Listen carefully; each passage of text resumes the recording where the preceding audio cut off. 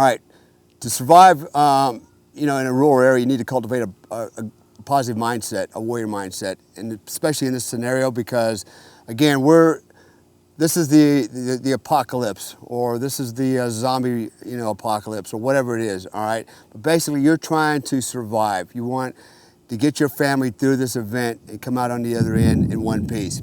So you've got to cultivate the right mindset, and that means you're going to have to put aside, any notions of comfort. You have to put aside any notions that, life out here is going to be like a camping trip. What you need to do is set your mind to the idea that, you're going to be miserable.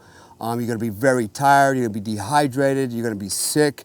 Your body's going to hurt. Your legs are going to hurt. Your back's going to hurt from the backpacks you're carrying. Understand that you're going to dislike each other as a family. You're going to start getting angry with each other. You're going to get frustrated. All these things are going to happen. But at the end of the day, remember, you've got a mission, you've got an objective. That's to survive this thing and to cooperate. Let me just kind of throw out survival acronyms. The acronym is survival. Size up the situation. When you find yourself in an environment like this, you take everything in. The big picture, and we actually have done this from the outset because we did what? We did an area study analysis. We looked at our demographics. We basically anticipated an event. We looked at our situation. We looked at our security situation. Our defensive capability. We looked at our vulnerabilities, like, for example, do we have somebody that's injured? Medical considerations. We looked at where do we live? Where do we want to go? We took all this into account. So we sized up our situation and sized up our capabilities. Undue haste makes waste. Again, by planning and prior planning, as I said at the outset, we prevent piss poor performance. The guy that doesn't plan and tries to hastily react, he's going to make a lot of mistakes. He's going to forget a lot of things, and he's not going to be prepared, and he's going to probably come up short. Survival, Romeo, R, remember where you are. And this goes into the land navigation piece. I always know where I am. I always know where everybody in my family is. When I'm back in my community, I know where my wife is. I know where my kids are. We always know where we're going to meet. If something happens, we know if we can't meet at home, we have an alternate plan for a link up. But we always account for each other. Okay, and that's part of the responsibility of a family, obviously, of the parents, but it's really everybody's responsibility. Remember where you are. Even in a rural environment, as we're moving, I'm always keeping track of my location. I know where I am. If I have to leave a family member in a hide site because they're injured or they're sick, I take a 10-digit grid coordinate. Okay, it's accountability, remembering where I am, also remembering my entire situation and where I am and what's going on and not becoming complacent. Victor, V, vanquish fear and panic. We always, the tendency is to get scared, to get nervous. We're afraid of the unknown. What I've learned is through confidence, I develop confidence through experience. The more I prepare, the more confident I become, the less fearful I become. So with that said is, if you do everything prior to this, prior planning, you've prepared for it, you've organized your family, and you know what the mission is, and you know what the expected outcome is on the other end, you'll come in this much more confident, and the fear factor tends to go out the window. You become fearful when you haven't planned for something and you don't know how to respond or react to it. So this all ties back into the planning preparation phase of this thing. Improvise. All right, India. Sometimes you got to improvise. We talked about lock picking. Sometimes you're going to have to improvise on picking locks.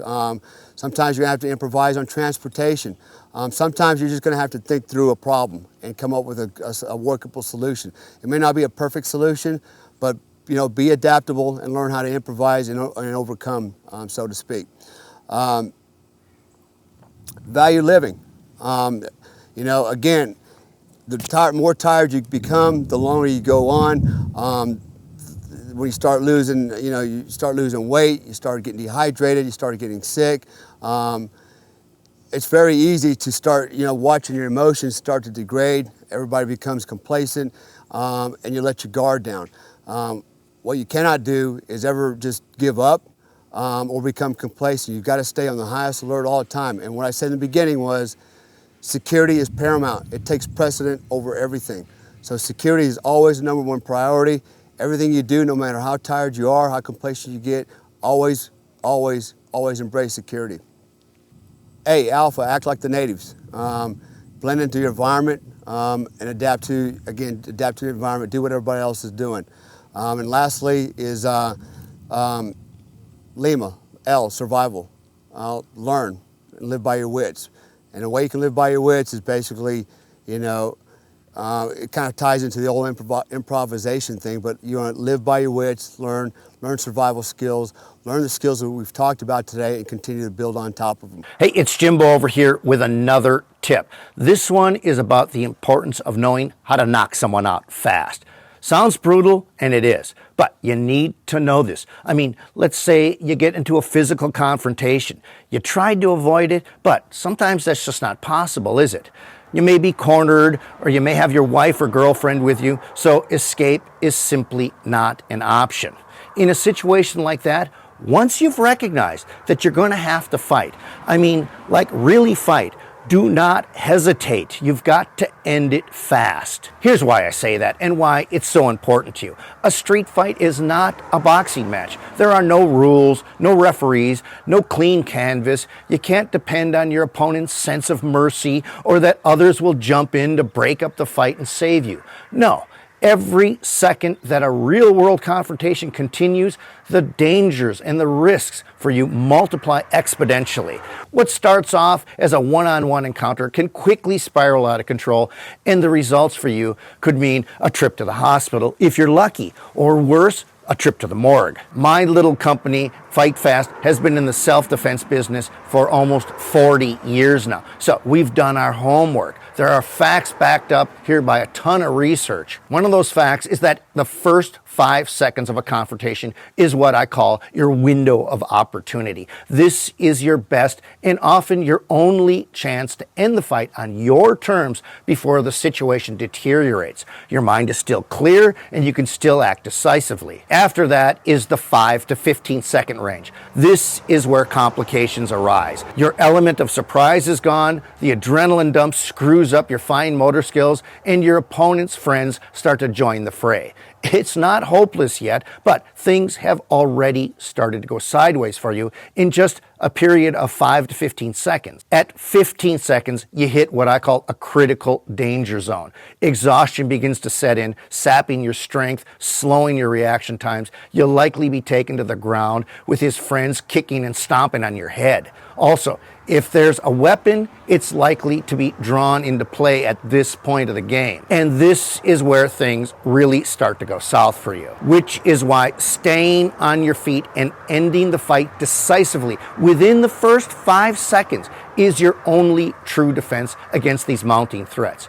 Neutralizing a threat in under 5 seconds minimizes your exposure to danger and provides you with the greatest chance of a safe outcome for you. Which is why I insist that a knockout would be the perfect solution for you here. But the trick is, how do you do that? Well, it's not as hard as you may imagine. I can't cover it all here, but I've put together an illustrated guide for you, 10 instant knockout techniques. It's yours for free. The link is in the description. Get it now while it's still available. Again, it's all yours for free, and it's there where you'll discover the simple secrets to ending a fight in 5 seconds or less. Thanks for watching our video lessons here at TRS Direct. Hit the like button down below and consider subscribing to our channel here on YouTube. Hit the bell icon and we'll send you a notification when there's a new lesson available. Thanks again for watching.